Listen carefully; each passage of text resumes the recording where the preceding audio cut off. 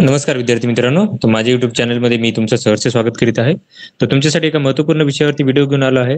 ते म्हणजे रायगड पोलीस भरती संदर्भात जे विद्यार्थ्यांचे मार्क पहिल्या दिवशी कळालेले आहेत, त्याची तुम्हाला माहिती सांगणार आहे. त्याच्यामध्ये विद्यार्थ्यांना मार्क कसे-कसे पडत आहेत, किती मार्कांचे टॉपर आहेत आणि याच्यावरती कट ऑफवरती त्याचा काय फरक पडू शकतो, याची तुम्हाला माहिती सांगणार आहे.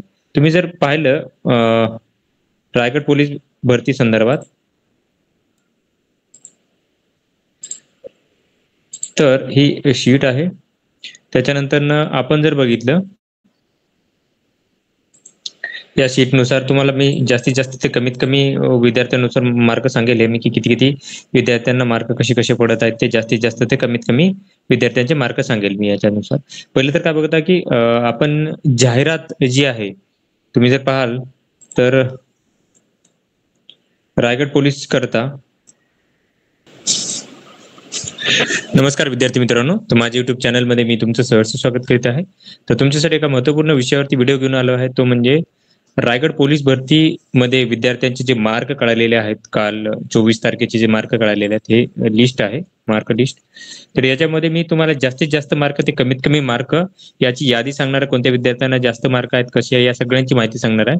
त्यामुळे व्हिडिओ शेवटपर्यंत पहा आणि माझ्या चॅनलवरती नवीन असाल तर प्लीज चॅनलला सबस्क्राईब करा. आता तुम्ही जर बघाल तर 391 पदांकरिता ही भरती प्रक्रिया राबवली जात आहे रायगडसाठीची. त्याच्यामध्ये 47 पदं एससी साठी आहेत, 27 पदं एसटी साठी आहेत, VJA साठी 8 पदं, NTB साठी 8 पदं, NTC साठी 14 पदं, NTD साठी 5 पदं, SBC साठी 6 पदं, 59 पदं जी आहेत ती ओबीसी साठी, 40 पदं SCBC साठी, 49 पदं ती EWS साठी आहेत. त्याच्यानंतर 128 पद ओपनसाठी आहेत, अशी 391 पदं ही असणार आहेत. आता याच्यामध्ये जर बघाल तर आता हे जे मार्क आहेत, हे कट ऑफवरती कसे-कसे परिणाम टाकणार आहेत, याची तुम्हाला माहिती सांगणार आहे, की एक्झॅक्टली कट ऑफवरती काय परिणाम होऊ शकतो याचा. तर आपण रायगडसाठीचे जर मार्क बघितले आपण हे विद्यार्थ्यांचे, जास्तीत जास्त ते कमीत कमी लिस्ट दाखवतो तुम्हाला. तर ही यादी आहे. याच्यामध्ये बघा तर तुम्ही चेस नंबर नुसार आणि नाव सांगेल मी. तर रोशन यांनी 45 मार्कांचा टॉप केलेला आहे. तर 45 मध्ये तुम्ही बघा तर 1, 2, 3, 4, 5 विद्यार्थी आहेत, त्यांना काय की 45 मार्क पडलेले आहेत. त्याच्यानंतर जर पाहाल तुम्ही, आता इथे कॅटेगरी दिली असती तर आपल्याला एक्झॅक्टली कट ऑफ सांगण्यात आला असता. 43 साठी जर बघाल तर तुम्ही बघू शकता इथे हे आहेत 6 विद्यार्थी आहेत. त्याच्यानंतर 6 नाही, जास्तच असतील. 1, 2, 3, 4, 5, 6, 7, 8. 8 विद्यार्थी असे आहेत ती 43 मार्क आहेत. त्याच्यानंतर 42 वाले 2 आहेत आणि 40 1 आहे. आता जर बघितलं तुम्ही तर 40 आणि 40 पेक्षा जास्त किती आहेत हे विद्यार्थी बघूयात आपण. तर 22 विद्यार्थी असे आहेत, त्यांना 40 आणि 40 पेक्षा जास्त आहेत.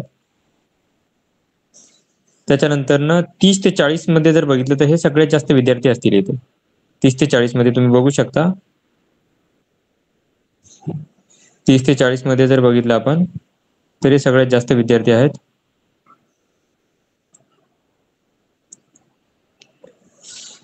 तर हे 122 विद्यार्थी असणार आहेत 30 ते 40 मध्ये. आणि बाकीचे विद्यार्थी बघा, आता इथे जर पाहिलं तुम्ही तर हे 25 फक्त 25 आणि 25 पेक्षा जास्त आहेत, त्याच विद्यार्थ्यांना लेखीसाठी बोलवले जाणार आहेत. टोटल लेखीचे आता इथून जे नंतरचे विद्यार्थी आहेत 24 पासून, हे सबशेल बघाल तुम्ही तर हे फेल आहेत टोटल.